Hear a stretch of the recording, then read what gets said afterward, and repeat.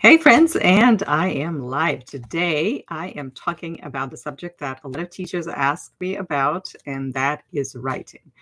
If you are an online language teacher and you want to start your own business, you are going to do some writing. And the question is how to do it best.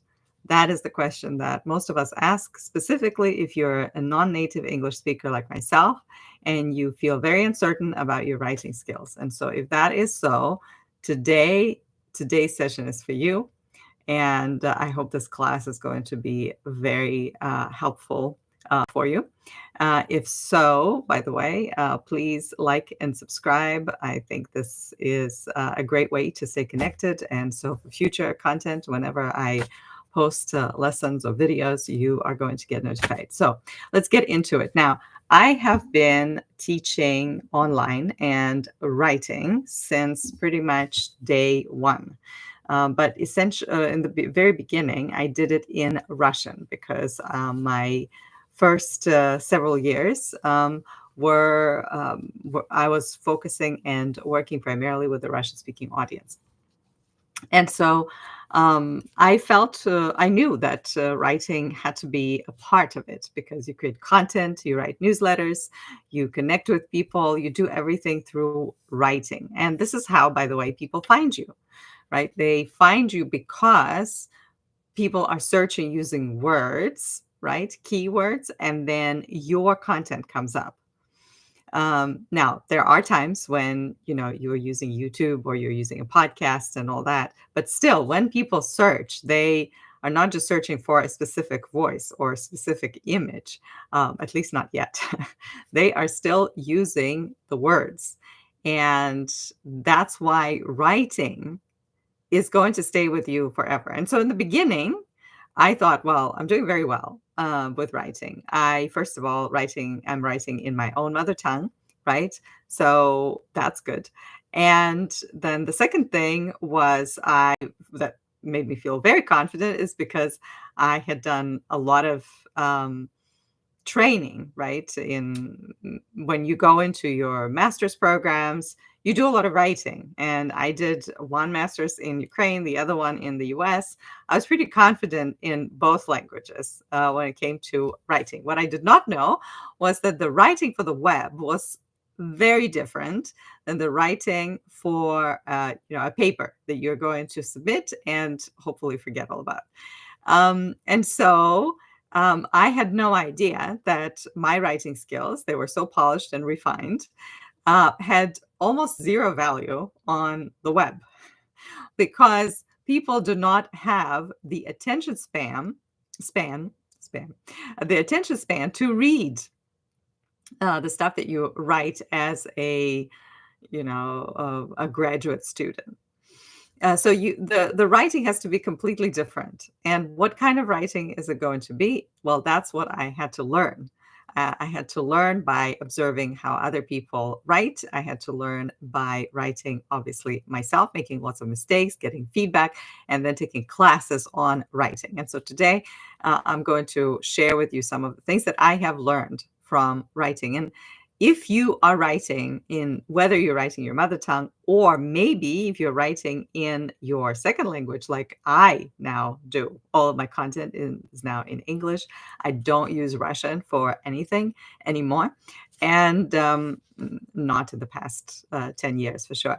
And so in the beginning, it was a little eerie and I felt a little uncomfortable using a language that's not my mother tongue, because I felt like I did not own it. I did not know how to write in it, and somehow I felt like I was not capable of learning. Go figure.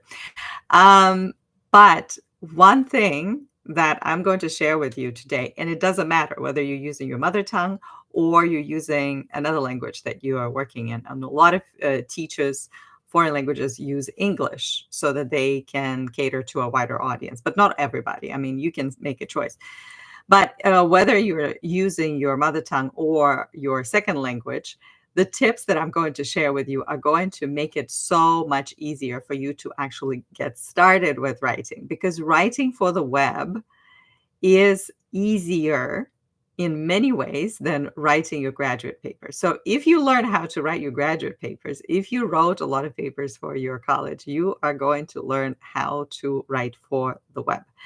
And when I talk about writing for the web, I mean writing blog posts, writing descriptions on YouTube, writing uh, headlines, right, for your blog, or maybe subject lines for the YouTube video, maybe writing description for your podcast, writing posts for Instagram and other social media.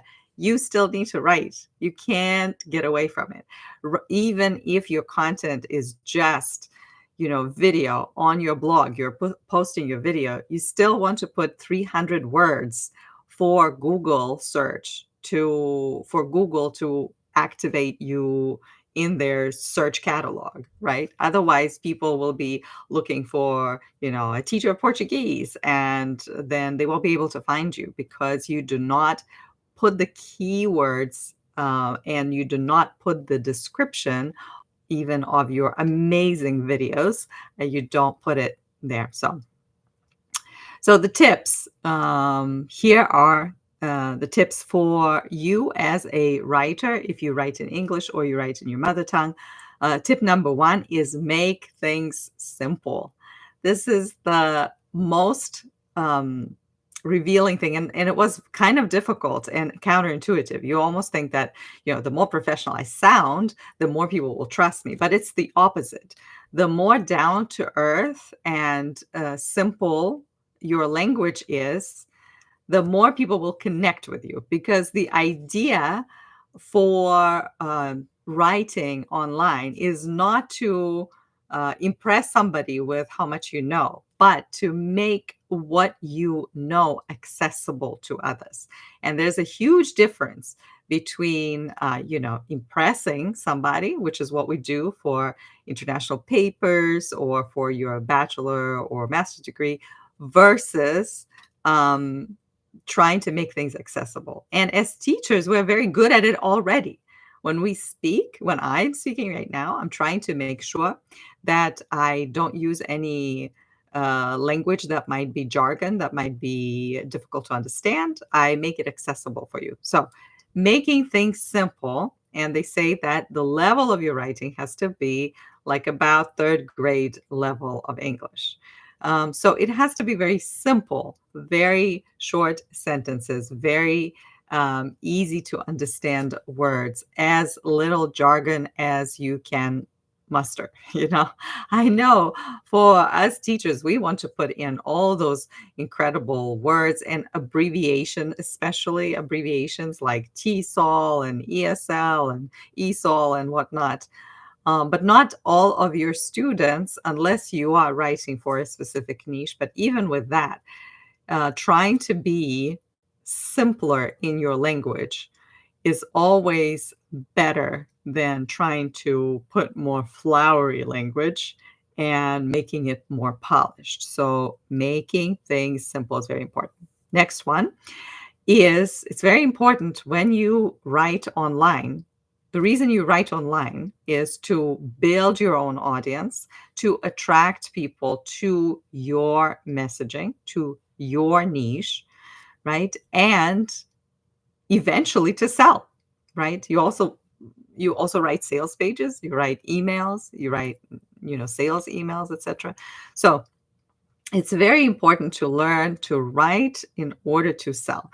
And if you want to learn to do that, your writing has to have an intimate knowledge of your audience. And by intimate, obviously, I mean you actually are able to get into their head and figure out where they are at the moment and where they want to be. So that's the journey that they sometimes call it customer journey, but understanding it will help you focus your writing, not just about, so you don't just like, hey, here's 5 tips on how to speak English faster, but to know, like, why am I doing this? Why am I, when you're writing to your audience at this moment, they are at that point on their journey where they are not speaking fast yet.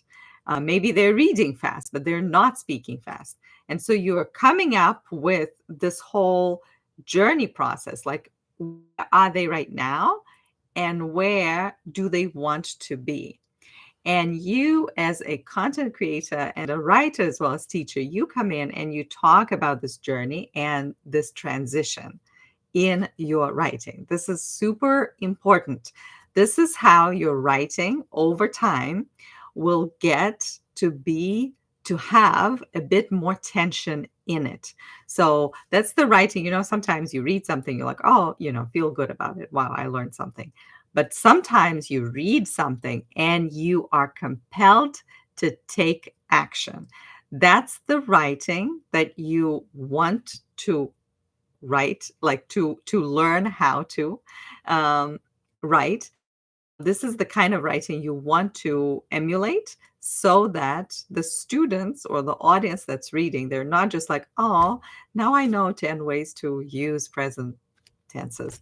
No, they are not just learning about the present tenses, they all feel compelled to join you, to sign up for maybe your free webinar, maybe your free workshop, maybe your free book club, maybe whatever. And then from there, they are compelled to go and sign up for your club. Because let's be honest here, you are writing online, you're putting yourself out there so that you can help other people. And you can help other people by showing to them how you can help them move from the point where they are, maybe stuck, to the point where they want to be. And the greater you're able to emphasize and to talk about that tension without forcing it, which is where art comes with a lot of practice, the more you will be able to bring people in and um, get new clients that way, when you understand where your audience is and where it can be. Now, how to get to know your audience? Well, obviously, you already know some of your audience. If you're teaching one-on-one, you can just talk to these students. You can interview them and you can hear about their own journey from their own mouths. And that is my second or my third point for your writing on the web. You need to learn to use your audience's language, not your own language when you're writing, but your audience's language. So, one of the good ways that I've learned to think about it is imagine your ideal client, ideal students, in the middle of the night, they can't sleep because they have this issue with the foreign language, the language that they want to learn from you, whether it's English, French, Japanese, any other language. And they are in their beds, they cannot fall asleep because they're thinking about this one problem, right? And it's very important to think about it like, what are the words, and imagine that your student might be thinking or using at this moment. Are they lying down in bed and saying, oh, I can't wait to learn more about collocations because it's really going to help me in my business or in my work at the corporate world. The more collocations I know, will they actually use this language? Or will they say something like, I I wish I could just open my mouth and speak in English in such a way that I can impress other people, or I can make an impact on other people, or people forget that I'm speaking in a foreign language and they only focus on the subject matter. What what language are they using? What words are they using? This is the words that you want to put on your website, on your sales page, on your posts, anywhere you go. You want to use, obviously, not everything, not the whole story, but you want to use the words that your students, your potential clients are using. And you can learn that again by interviewing your students. So, sitting down with students and asking them, tell me about your problems. Tell me how you um, were struggling with language and where it took you. Um, the next one is the next tip is write more, in a sense that practice more. Do not hide from writing. Do not feel like, oh, I need to take all these courses and practice somewhere in my notebook until it's good enough. No, you actually learn to write by posting it.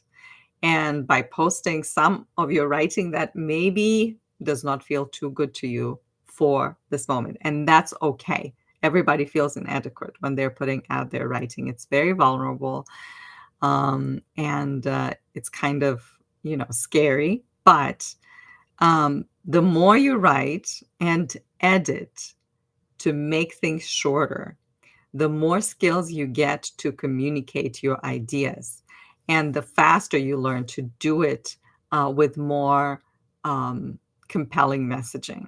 So that's where you're able to write in such a way that your student reads and they're like, she's writing about me.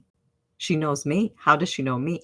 And when they have that feeling that you know them, which you will if you study your audience, if you ask your audience for interviews, etc., if they feel like, oh, she knows me, it is very likely that they're going to trust you and sign up for, working with you in the future.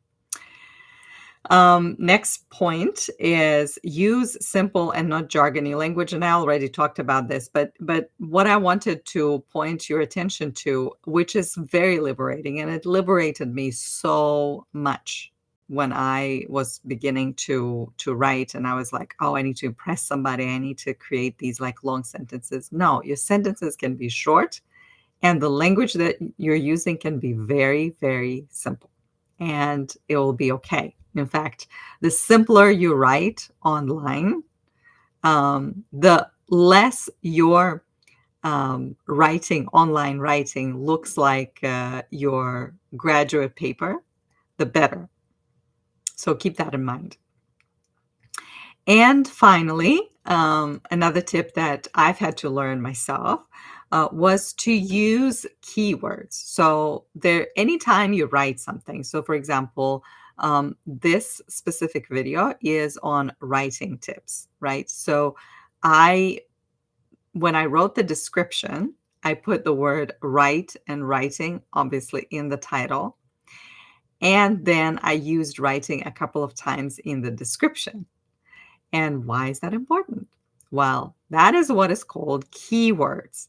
Now, keywords are super important for search engines. This is how YouTube figures out, oh, like, this video is about the topic that seems to be doing well at the moment, and we're going to promote it. Or if somebody, because we cannot always rely on the algorithm, right? If somebody is searching for something on YouTube or on Google and they use the word write, and they, find a video that is very well known, very popular, but then YouTube also, because YouTube is interested obviously in people staying on their website for long, they will source other videos about writing.